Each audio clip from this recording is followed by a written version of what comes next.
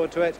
I'm sorry to say you won't be able to see it this time, but let's get things moving now with the Dark Destroyer himself, Nigel Benn, against Mbayo Wa Mbayo. Now, wherever Nigel goes, he leaves a trail of destruction, I'm sure you've noticed, but he certainly puts bottoms on seats, and that was the case in Glasgow's Kelvin Hall tonight.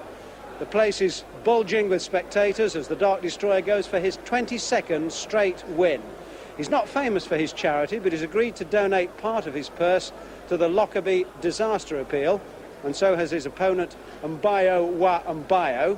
Let's call him Bob, his friends do. The African middleweight's durable, even if not possessed with a big punch. 24 contests, 8 defeats, but no one stopped him yet. The commentators Jim Watt and Reg Gutteridge.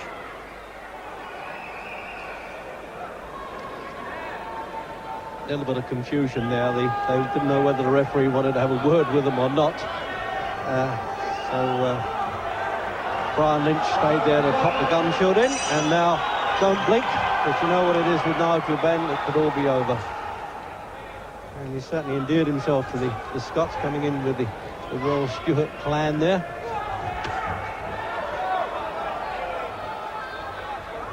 So what do we know about Mbayo? Very little. Defeated James Cook of Coventry, which is a good result. And he's fought a world champion in Carlos Santos. Didn't win. And now he's taking the liberty of hitting Ben. Well, that's something.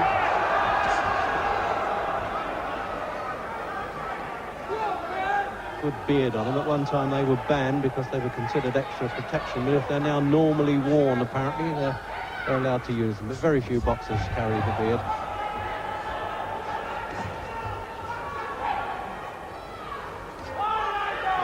Surprisingly relaxed, actually, Ben. He's not steamed himself up and flailing with punches as he's shown on a couple of occasions. Maybe because this Mbayo hasn't really bad-mouthed him, as he puts it. He shoots those punches fast over the top of the African's left lead there. African based in France, though. Boxed in Italy and France for a long time now. So there he is, holding him up a hope for the national newspaper photographer, especially the sponsors, the Sun.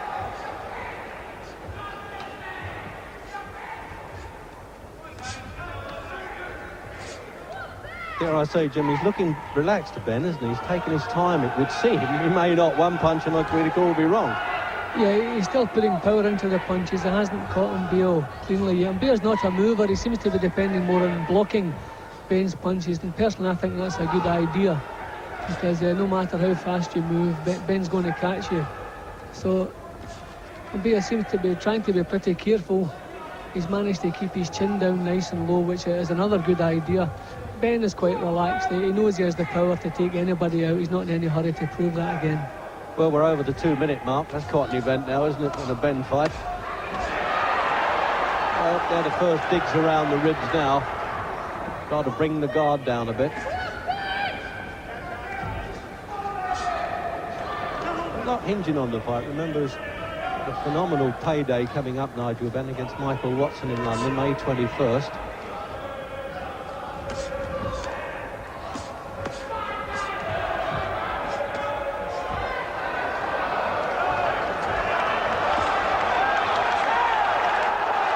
Learn not to hang his chin out too much now, dropping his hands. Now that's a bit ridiculous.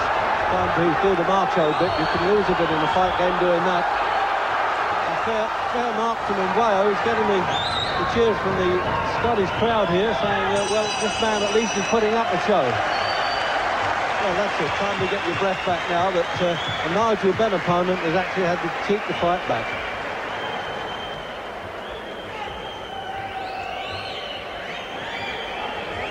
So now Brian Lynch and Son are going to say, what are you doing dropping your hands there? As the page 3 lady, Jackie Ward from Scotland, walks past there to actually say, I managed to get in the ring. We often wondered whether she could ever get in and carry the rounds 2 board.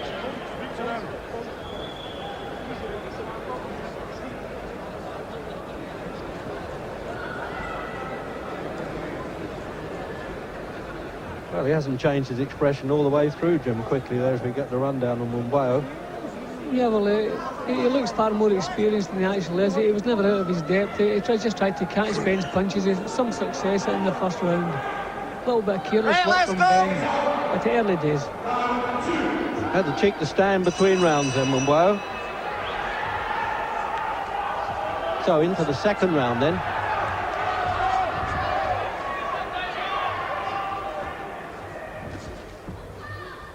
Now Nigel Benn at least knows he's got an opponent willing to have a go. Whether his chin will stand up to Ben's power, we don't know.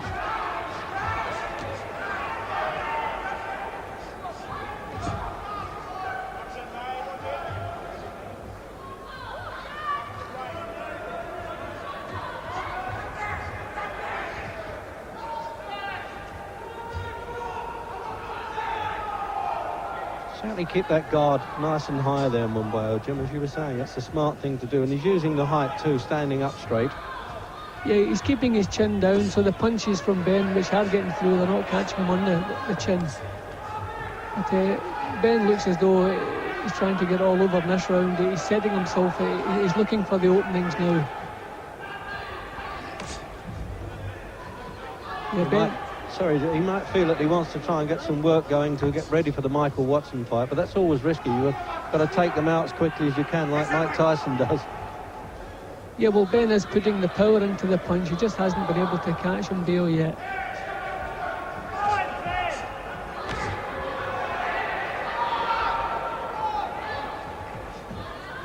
Well, he's a cagey and an obstinate old customer too at 29, Mbayo.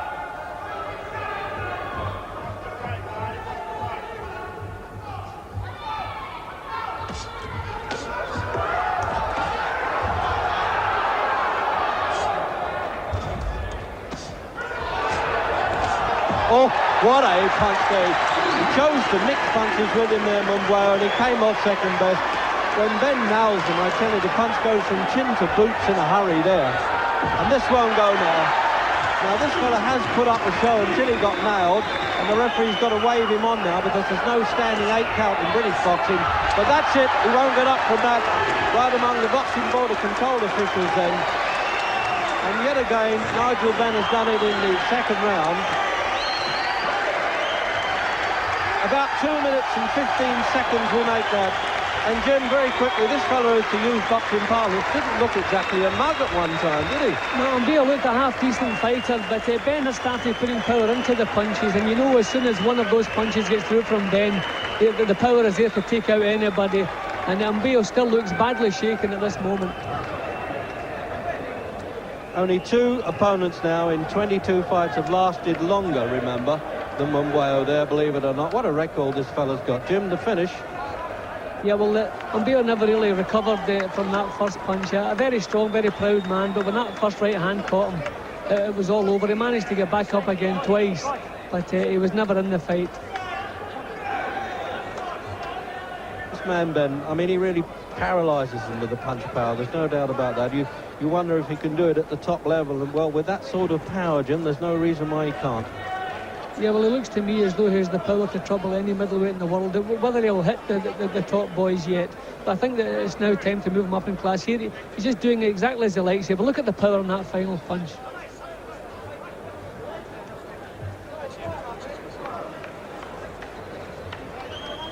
Jim, this is the first knockdown. Now, that was where he was fighting back from Mbayo, and that was the mistake he made. Well, Ben was putting power into the punches now, just looking for the opening, and over it came. And as soon as the punch lands, the legs just buckle.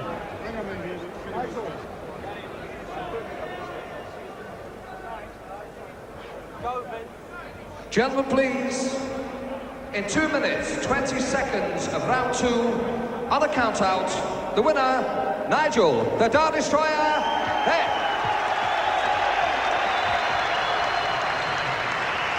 So a speech from Ben coming up. Hello everyone.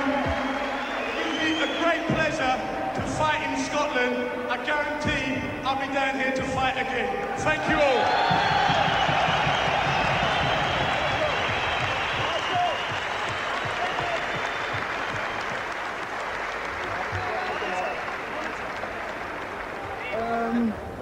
Well, I know the guy he's very cagey. Every time I threw a punch, his glove was up there all the time. So I thought, Brian said, Nigel, he knows what you're going to do.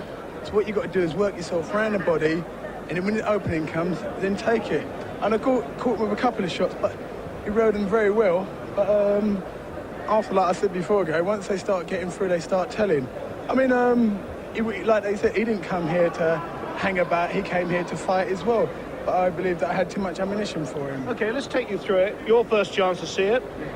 Let's have your comments on this.